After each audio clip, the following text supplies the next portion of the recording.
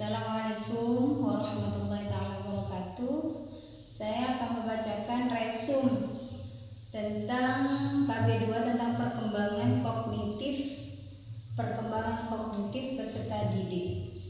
Yang pertama, pengertian perkembangan kognitif peserta didik, yaitu menurut Piaget, perkembangan kognitif adalah suatu proses yang didasarkan atas mekanisme biologis perkembangan sistem saraf pada manusia itu sendiri. Piaget membagi tahap perkembangan kognitif menjadi 4. Yang pertama, tahap sensorimotor. Tahap sensorimotor, di mana tahap sensorimotor itu tahap antara anak usia 0 sampai 2 tahun. Yang kedua yaitu tahap preoperasional, yaitu antara anak usia 2 tahun sampai 4 tahun. Yang ketiga, tahap preoperasional konkret, di mana operasional konkret ini adalah anak usia dari usia 7 sampai 11 tahun.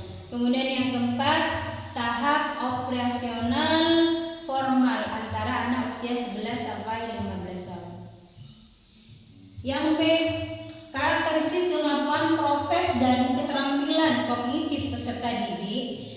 Itu konsep tentang keterampilan peserta didik, diantaranya yaitu yang pertama, resepsi, artinya memberikan tanggapan secara langsung dari suatu proses untuk mengetahui keterampilan hal dengan menggunakan panca indera manusia.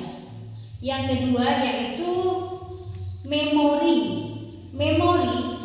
Artinya memori itu adalah ingatan untuk menyimpan pengetahuan atau informasi. Sedangkan yang ketiga yaitu atensi atensi yang mana cara merespon terhadap suatu tugas untuk mencoba meniadakan stimulus yang untuk meniadakan stimulus kognitif peserta didik. Selanjutnya yang ke-C, komponen keterampilan kognitif peserta didik. Kognitif ini untuk keterampilan kognitif peserta didik, walaupun sudah melakukan proses kognitif itu sama, tapi antara satu peserta didik dengan peserta didik lainnya itu berbeda. Keterampilan kognitif anak, kemampuan keterampilan kognitif anak itu diantaranya yang pertama metakognitif, yaitu suatu kemampuan di mana memahami cara berpikir atau memahami proses kognitif yang dia lakukan dengan melibatkan komponen-komponen perencanaan, pengetahuan, dan evaluasi. Yang kedua yaitu strategi kognitif. Strategi kognitif adalah kemampuan yang dapat membantu siswa dalam proses belajar, proses untuk berpikir, proses untuk mengambil suatu keputusan, memecahkan masalah. Yang ketiga yaitu gaya kognitif. Gaya kognitif ini yaitu cara kognitif yang berupa cara berpikir, mengingat, memecahkan suatu masalah dan lainnya dengan konsisten dan berlangsung lama sesuai dengan cara mereka yang sendiri, yang berbeda-beda. Yang keempat, pemikiran kritis, yaitu memberikan keputusan yang mendalam tentang suatu hal, itu tidak mempercayai terlebih dahulu dengan informasi dari luar, informasi yang datang. Itu mereka dalam mengambil keputusan itu diambil dari berbagai hal atau sumber.